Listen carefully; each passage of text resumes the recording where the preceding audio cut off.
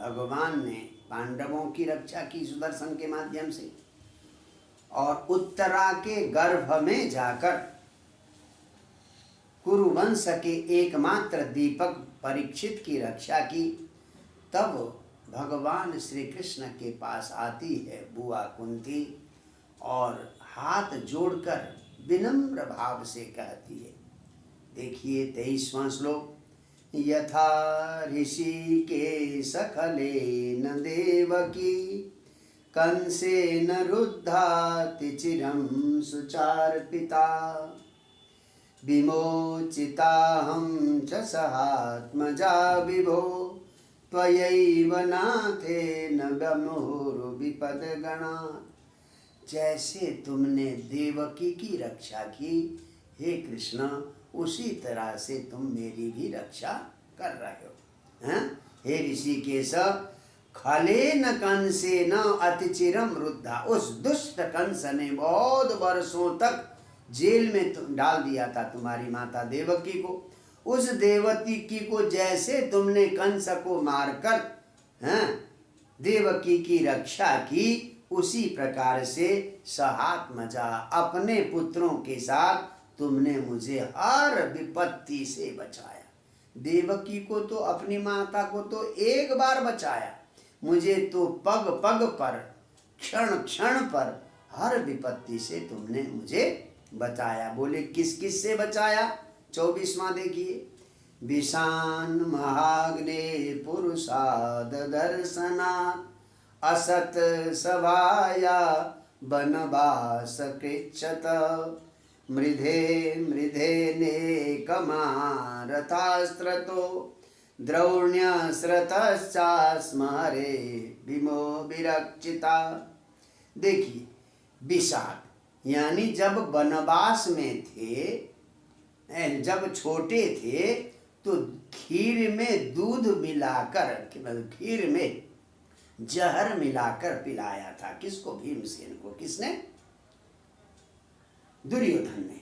तो विषाद, एक तो जहर से बचाया भगवान तुमने, और महाग्नि, जब खांडव वन में जो लाक्षागृह था, लाक्षागृह से बचने का उपाय भी तुमने किया।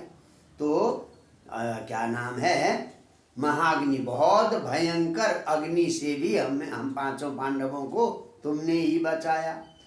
पुरुषाद दर्शन, और हिडम्बासुर जो मिल गया था, भयंकर बड़ा राक्षस, उस हिडम्बासुर से भी आपने ही बचाया। पुरुषाद माने जो नरभक्षी हिडम्बासुर था, उससे बचाया। और असत सभाया, जो दुष्जनों की सभा थी, द्रौपदी नंगी की जा रही थी, तो उसको नंगी होने से भी आपने बसत, दुष्टों की सभा से भी आपको बचाया। और वनवास कृच्छत, जंगल में वनवास में 12 वर्ष तक वनवास में हजारों कष्ट आए, हर कष्ट में आपने हमें बचाया। और मृधे मृधे नेक महारथाश्रथ, और हर युद्ध में अनेकों महारथियों के युद्ध से भी आपने बचाया। और द्रोण्यस्त्रत, अभी अभी अश्वत्थामा के ब्रह्मास्त्र से भी आपने बचाया। इसीलिए आपने हमें निरंतर बचाया। एक और कि वनवास में जब थे तो दुर्वासा को भोजन के लिए निमंत्रण दिया था। ठीक, जब द्रौपदी भोजन कर चुकी थी, द्रौपदी के पास ऐसा बर्तन था कि जब तक द्रौपदी न खाती तब तक जितने खाने वाले आ जाएं, अन्नपूर्णा का दिया हुआ बर्तन था, सबको खिला पाती। दुर्योधन ने उनको पटाकर भेजा कि जब द्रौपदी भोजन कर ले तब जाकर वहाँ अतिथि के रूप में जाना, अपने 60,000 शिष्यों को लेकर वहाँ चले गए दुर्वासा। और भोजन के लिए तो अब कि मैं भोजन करूँगा तुम्हारे, अब करें तो क्या करें, उपाय नहीं। कहते हैं जब उधर आए तो इधर भगवती द्रौपदी बड़ी बेचैन हो गई, पर अब पुकारने लगी भगवान को। उधर भगवान श्री कृष्ण द्वारका में रुक्मिणी ने 56 प्रकार का भोग बनाया था, और आचमन करके भोजन करने को बैठे ही थे भगवान। इतने में द्रौपदी की पुकार सुनी तो छोड़कर भोजन चल दिए। द्रौपदी बेचारी वो रुक्मिणी टुकुर टुकुर देख रही, वो क्या रहा है, कैसे महाराज जी पागल हो गए भगवान। चले गए, वहाँ गए, जाकर द्रौपदी से कहते हैं क्या बढ़िया विषय है कि बहन भयंकर भूख लगी, मुझे कुछ दे दो। लगी जी मैं तो खाना खा चुकी हूँ, मेरे पास कुछ भी नहीं, इसलिए तो बुलाया आपको मैंने। हाँ, बुलाया ही इसलिए कि इतने सारे ऋषि, 60,000 ऋषि और दुर्वासा आ रहे, उनको भोजन की समस्या है, भोजन खिलाना है, क्या होगा, इसीलिए आपको बुलाया। नहीं वो छोड़ो, तुम उस बर्तन में कुछ ना कुछ होगा दे दो। तो नगन ने कुछ भी नहीं, मैंने ढंग से मान लिया। देखो तो एक छोटा सा साग का टुकड़ा था, तो वो निकाला और हमने मुंह में डाला और कहा जाओ 60,000 ऋषियों को बुला लाओ। जब भीम बुलाने के लिए गए तो सारे ऋषि जो है उनका पेट भर गया था, डकार आने लग गई थी। भगवान ने एक साग का टुकड़ा खाया, त्रिलोकी का पेट भर दिया। इस प्रकार से हर कष्ट से आपने हमें बचाया प्रभु।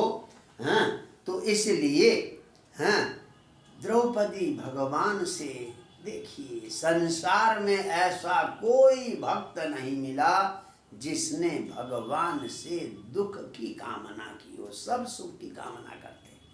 आप यहाँ 25वां श्लोक देख लें जरा, 8वें अध्याय का। विपदः सन्तु नः शश्वत् तत्र तत्र जगद्गुरो भवतो दर्शनं यत् स्यात् अपुनर्भव दर्शनम। हे जगत गुरु, हे जगत के गुरु, तत्र तत्र न विपदा सन्तु, हर जगह पग पग पर हमें विपत्ति आ जाए। बताइए क्या कह रही है माता कुंती, पग पग पर हमें विपत्ति आ जाए। बोले क्यों? जब विपत्ति आ जाएगी तो आपका दर्शन मिलेगा। विपत्ति में ही हम भगवान को याद करते हैं, संपत्ति में भगवान को याद नहीं करते हैं। तो भवतो दर्शनम यत् स्यात्, यत् माने जिस विपत्ति के क्षण में आपका हम याद करेंगे तो आपका दर्शन हो जाएगा। आपका दर्शन कैसा है? अपुनर्भव दर्शन। मुक्त होने पर भी भगवान के दर्शन नहीं मिलते, मुक्त होने पर तो भगवान में मिल जाते, भगवान का दिव्य दर्शन नहीं होता। इस प्रकार से माता कुंती ने विपत्ति की याचना की है और अब ये कहती है, बोले क्यों ऐसा कह रही हो बुआ? तो कहते हैं, ये 26वां देखें आप। जन्मैश्वर्य श्रुत श्रीभिः एधमान मद पुमान नैवार्हत्य विधातुं वै त्वाम किंचन गोचरम। यानी जो जन्म ऊंचे कुल में जन्म हुआ हो, ऐश्वर्य जिसके पास अपार ऐश्वर्य हो, श्रुत पढ़ा लिखा हो, श्री लक्ष्मी हो, इनसे एधमान मद, व्यक्ति में मद बढ़ जाता है, अभिमान बढ़ जाता है। ऐसा अभिमानी व्यक्ति अकिंचन गोचरम त्वाम न अर्हति, आप तो अकिंचन के पास जाते हैं, जिसके पास कुछ नहीं है, भगवान के अलावा कुछ है ही नहीं, केवल ऐसों के पास ही आप जाते हैं। तो इसलिए हमें प्रॉपर्टी नहीं चाहिए, हमें धन संपत्ति ऐश्वर्य नहीं चाहिए, हमें तो आप चाहिए। हाँ, तो इस प्रकार से देवी स्तुति करती है और अंत में स्तुति करते करते भगवान के प्रति इतना व्याकुल हो जाती है और फिर युधिष्ठिर आकर विनम्र भाव से कहते हैं कि अच्युत कुछ दिन और ठहर जाओ। तो युधिष्ठिर के आग्रह करने पर तो भगवान कुछ दिन वहां रुकने के लिए मन बनाते हैं। तो युधिष्ठिर के मन में एक पीड़ा है कि मैंने एक राज्य के लिए इतने सारे लोगों को मरवाया। युधिष्ठिर को व्यास ने समझाने का प्रयास किया, श्री कृष्ण ने समझाने का प्रयास किया और सारे ऋषि मुनियों ने समझाने का प्रयास किया, परंतु युधिष्ठिर का मन नहीं माना। युधिष्ठिर कहते हैं कि मैंने बालद्विज सुरिन मित्र पितृभ्राति कुरुद्रोह, मैंने तो सबसे द्रोह किया है। देखिए ये 49वां श्लोक है। ने जिनके पिता मारे गए हैं उन बच्चों से भी मेरा द्रोह हो गया, उन बच्चों को अनाथ बना दिया। कई ब्राह्मण भी मारे गए हैं, ब्राह्मणों से द्वेष हो गया, मित्र भी मारे गए हैं, और पितृ भीष्म पितामह जैसे पिता मारे गए हैं। भाग सारे के सारे कौरव कौन थे?